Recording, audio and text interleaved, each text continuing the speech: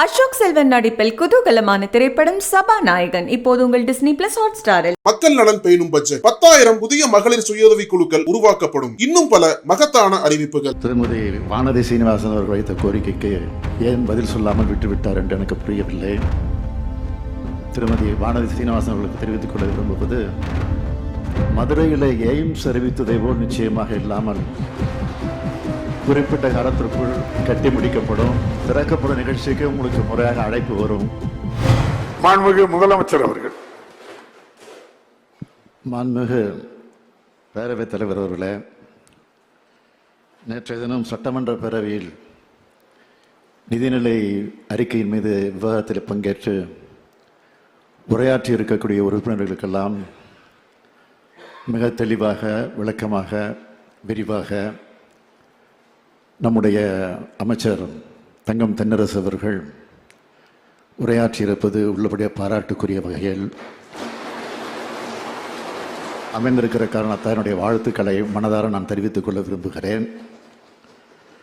நேற்றைய தினம் விவாதத்தின் போது சில குறிப்பிட்ட சட்டமன்ற உறுப்பினர்கள் வைத்த வினாவுக்கு விளக்கம் சொல்லியிருக்கிறார்.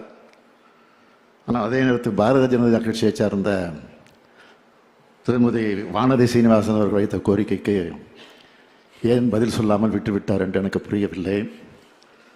அவர் ஒரு கோரிக்கை வைத்தார். கோவையில் நூலகம் அமைக்கப்படும் என்ற அறிவிப்புக்கு நன்றி தெரிவித்துவிட்டு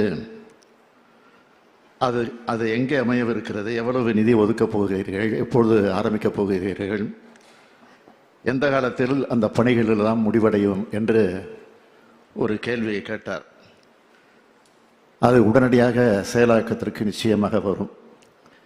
ஏனென்றால் இந்த ஆட்சி சொன்னதை செய்யும், சொன்னதை தான் செய்யும், சொல்வதைத்தான் செய்யும். எப்படி மதுரையில் உலக தரம் வாய்ந்த கலைஞர் நூலகம் குறிப்பிட்ட காலத்திற்குள் கட்டப்பட்டு திறந்து வைக்கப்பட்டிருக்கிறதோ, அதேபோல் சென்னையில் கலைஞர் பல்நோக்கு சிறப்பு மருத்துவமனை, மதுரை அலங்காநல்லூரில் ஜல்லிக்கட்டுக்காக ஏறுதழுவுதல் அரங்கம் அமைப்பட்டிருக்கிறதோ, இன்னும் சில தினங்களில் நம்முடைய கலைஞர் நினைவிடம் அமையவிருக்கிறதோ, அதேபோல் அவைகளெல்லாம் சொன்னபடி நிச்சயமாக இந்த ஆட்சி நடக்கும். ஆனால் ஒன்று மட்டும் உறுதியாக நான் திருமதி வானதி சீனிவாசன் அவர்களுக்கு தெரிவித்துக் கொள்ள விரும்புவது, மதுரையில் எய்ம்ஸ் அறிவித்ததை போல் நிச்சயமாக இல்லாமல் குறிப்பிட்ட காலத்திற்குள் கட்டி முடிக்கப்படும்.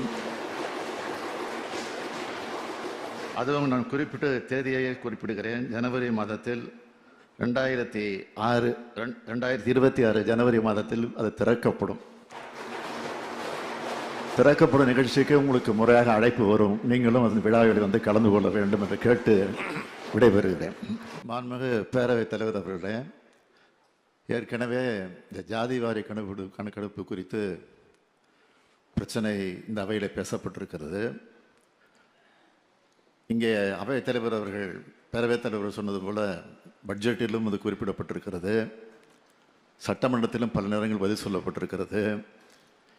இதையெல்லாம் தாண்டி பாட்டாளி மக்கள் கட்சியினுடைய தலைவர் ஐயா டாக்டர் ராமதாஸ் அவர்களும், அதே போல் திரு அன்புமணி ராமதாஸ் அவர்களும், அதே போல் வேல்முருகன் அவர்களும், இங்கே இருக்கக்கூடிய பாட்டாளி மக்கள் கட்சியினுடைய தலைவர் நம்முடைய ஜி.கே. மணி அவர்களும் பல முறை நேரடியாக வந்து என்னை சந்தித்து இது குறித்து பிரச்சனையை சொல்லியிருக்கிறார்கள். அப்பொழுது குறித்து நாங்கள் விளக்கமாக அவர்களுக்கு பதில் சொல்லியிருக்கிறோம். அதுதான் நடந்து கொண்டிருக்கிறது. ஆக நீங்கள் சொல்கிற கொள்கையிலே நாங்கள் எதிராளிகள் அல்ல, உங்களுக்கு சாதகமாகத்தான் நாங்கள் இருந்து கொண்டிருக்கிறோம். எனவே இந்த விளக்கத்திற்கு பிறகு நீங்கள் என்ன முடிவெடுத்தாலும் அதற்கு நான் ஏதும் தடை சொல்ல விரும்பவில்லை. நக்கீரன் டிவிக்கு சப்ஸ்கிரைப் செய்யுங்கள்.